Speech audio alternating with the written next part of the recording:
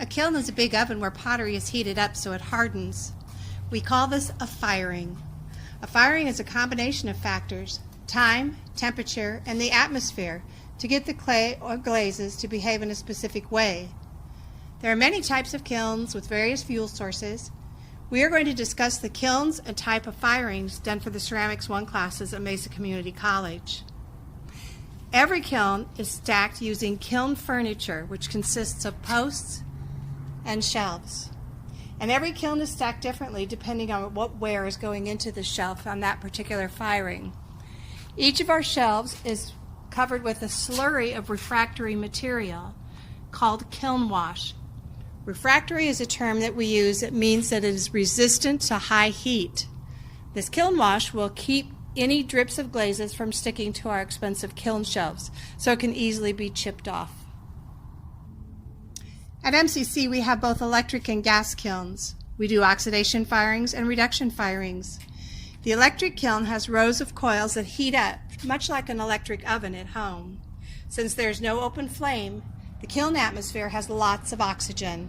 We call this an oxidation firing because there is plenty of oxygen in the atmosphere inside the kiln. The gas kilns at MCC use natural gas that is set aflame.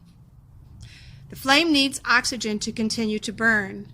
As we turn up the flame higher and higher, the kiln gets hotter, but also the flame begins to use up all the available oxygen in the kiln.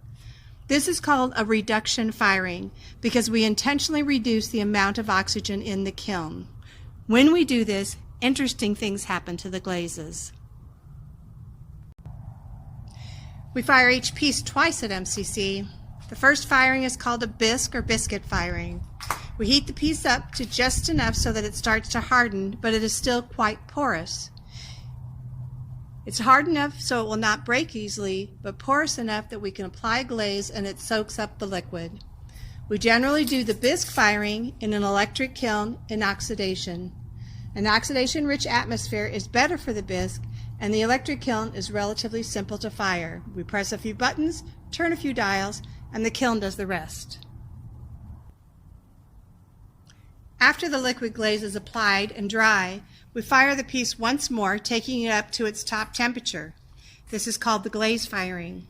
The glaze melts, turns to glass, and solidifies on the surface during this firing. Also, the clay vitrifies. Vitrification is what happens when the clay has become solid, so it is no longer porous.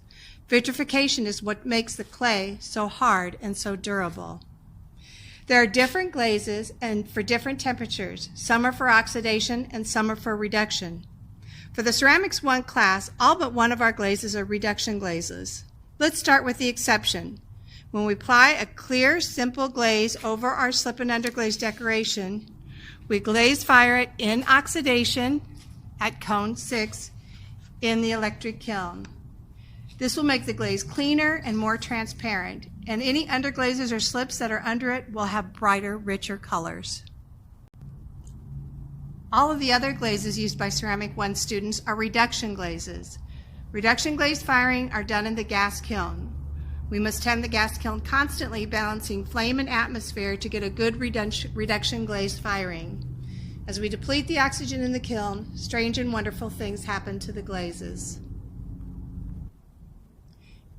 Kilns can be fired to a huge range of temperatures, but for Ceramics 1 we concentrate on 3 temperature firings. The ancient potters used a cone or bar of clay in their kilns to test to see when the kiln was done firing. This tradition of cone firing persists today.